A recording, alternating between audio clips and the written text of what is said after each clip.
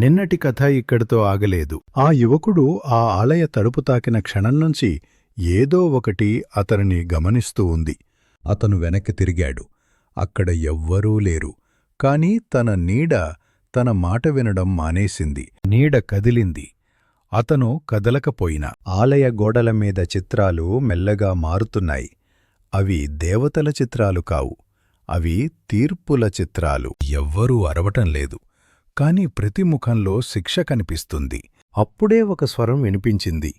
అది ఆకాశం నుంచి కాదు, భూమి నుంచి కాదు, అది లోపల నుంచి. నువ్వడగకుండా ఇక్కడికి వచ్చావు. ఆ యువకుడి శరీరం చల్లగా మారింది. ఆ స్వరం మళ్ళీ చెప్పింది, భక్తి లేనివాళ్లు ఇక్కడికి రారు, ఆసక్తి ఉన్నవాళ్లే వస్తారు.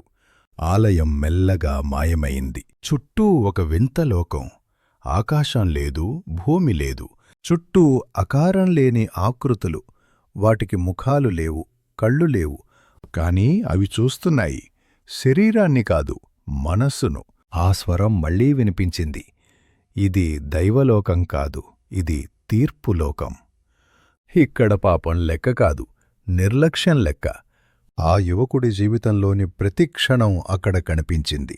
అతను చెడ్డవాడు కాదు, కాని చాలా విషయాలను లైట్గా తీసుకున్నవాడు. అదే ఇక్కడ అత్యంత పెద్ద తప్పు.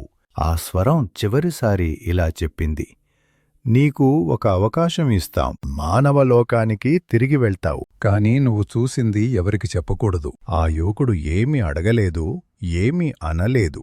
కేవలం తల ఊపాడు. అప్పుడే ఆ లోకం చీకటిలో కలిసిపోయింది. అతను మళ్లీ ఆలయం ముందు నిలబడి ఉన్నాడు. అంతా మామూలుగానే ఉంది. కాని ఆ యువకుడి లోపల ఏదో ఒకటి మారిపోయింది. ఇది ఇంకా ముగింపు కాదు. ఇది కేవలం పార్ట్ 2 మాత్రమే. పార్ట్ 3 తొందరలోనే రాబోతోంది. ఈ భయంకరమైన దైవలోక కథ చివరి వరకు తెలుసుకోవాలంటే మన ఛానల్ని తప్పకుండా సబ్స్క్రైబ్ చేసుకోండి. బెల్ ఐకాన్ని కూడా ఆన్ చేసుకోండి. వీడియో నచ్చితే లైక్ చెయ్యండి. ఎందుకంటే తీర్పు ఇంకా పూర్తి కాలేదు.